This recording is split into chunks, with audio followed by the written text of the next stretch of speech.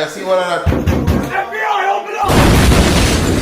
So if you don't know by now, news broke yesterday that dancehall artist Squash was apparently detained by ICE at the Chrome North Service Processing Center. It is suggested that he may have overstayed his visa, leading to him being where he's at right now. So obviously this is not good news for Squash. I mean, as an artist, you don't want to potentially be in visa trouble in a place where hopefully you're trying to make a better situation for not only yourself but also your family. So it's not a good look right now. And then on top of that, say, given the current climate and situation in the US where it come in like them a hunt for illegal immigrants left, right and center, you would think Squash would have had his ducks in a row when it comes to his visa situation, because again, that is critical for an artist wanting to make a living outside of Jamaica in a bigger market, which is obviously the US.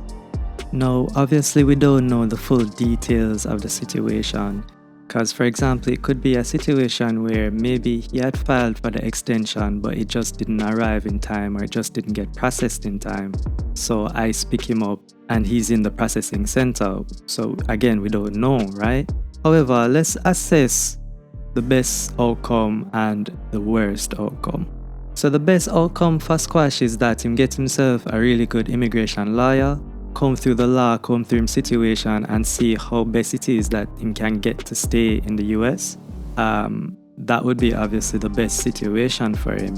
But then the flip side of that now is the worst situation for him, which is that if him not sort out him visa situation, he could be deported. If him get deported, based on what I've been reading, at minimum it look like it's 3 years that him get barred from re-entering the United States. The most I've seen so far is 10 years. Either which way, that is fatal for a musician, let alone a dancehall artist. Because again, music is an industry where it's fickle.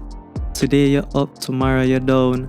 And as an artist who you'd want to, of course, make good music, you'd want to constantly be in the mind of your listener, as well as obviously being in the ears of your listener. So if the worst situation were to happen and him get deported now, that can mess up a lot of opportunities for him financially.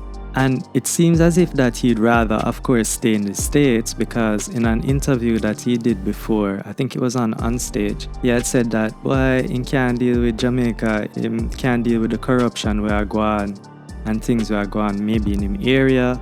We don't know exactly what he was alluding to, or at least I don't know exactly what he was alluding to. I love Jamaica, but by the end of the day, I can't take a whole long Winford. You see me, and too much corruption there running in my little circle. Jamaica small body, you know.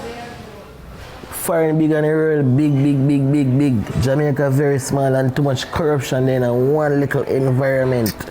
And I can't deal with it. Because I don't like corruption, so I separate myself and make myself different and do my own thing, you see me? Me and the family them, only. Clearly, he wanted to be in the States.